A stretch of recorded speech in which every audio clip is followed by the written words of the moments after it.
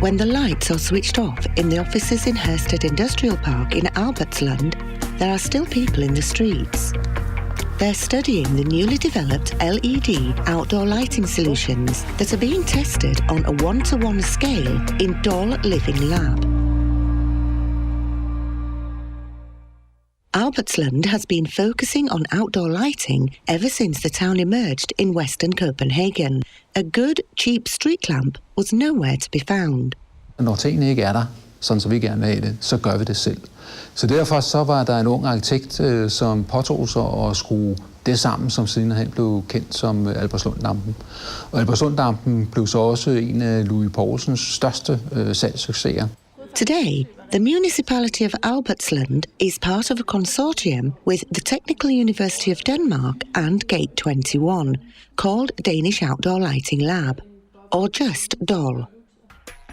In DOL Living Lab, manufacturers and buyers of outdoor lighting test lamps along 9 kilometers of roads and pathways in Hersted Industrial Park. The light is controlled from a central visitor and control center. Vi har indbudt hele belysningsbranchen i Danmark, og praktisk talt alle stiller de nyeste og mest avancerede løsninger op. Alt sammen baseret på LED, alt sammen på en sådan måde, at man kan styre det intelligent. Man kan altså tage herud, og så kan du ligesom se, hvad er der på markedet. Living Lab er et kæmpestort showroom for udendørs belysning. Outdoor light is one of the biggest energy-eating use cases in a city. If you can make that smart, if you network it, if you hook it up to sensors, you can dramatically save energy. DOL itself is a unique experiment where, in a very unique way, outdoor light vendors are being brought together in one geographical scope onto one network. That simply hasn't happened anywhere in the world before. Det her sådan er i virkeligheden en platform for innovation. Og der adskiller Danmark sig altså fra mange andre steder, nemlig evnen til at samarbejde på tværs. Evnen til, at konkurrenter i virkeligheden ikke nødvendigvis betragter hinanden som konkurrenter, men også som potentielle samarbejdspartnere. DOL og Living Lab er interessant for DTU, fordi det er en helt ny måde at tænke laboratorier på. Det er laboratorier i virkelige omgivelser, og derfor så giver det os ny viden om, hvad der er vigtigt for at kunne udvikle nye lyskilder.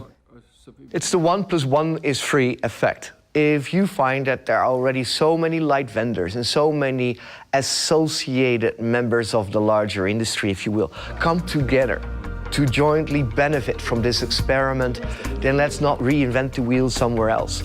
Come over here, come to Copenhagen, make it happen in DOL.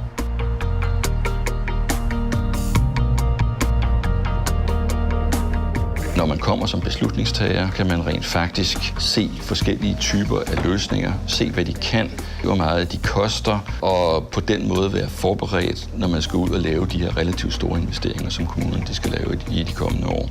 Kommunerne indkøber rigtig mange nye teknologier, og det er en stor motivation for virksomhederne for at kunne deltage i projektet, fordi de kan se, at der er et muligt forretningsområde.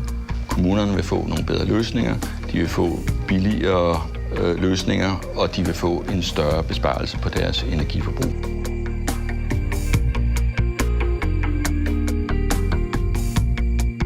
Belysning er en infrastruktur, som kan bære information i den fremtidige intelligente by. Og man kan etablere en lang række forskellige løsninger, som ikke har noget med belysning at gøre, men som har noget at gøre med, hvordan styrer du din by og det offentlige byrum på en mere effektiv måde. Any lesson learned is going to be deeply relevant to any city, any utility worldwide. That is the big benefit that DOL is providing to the world.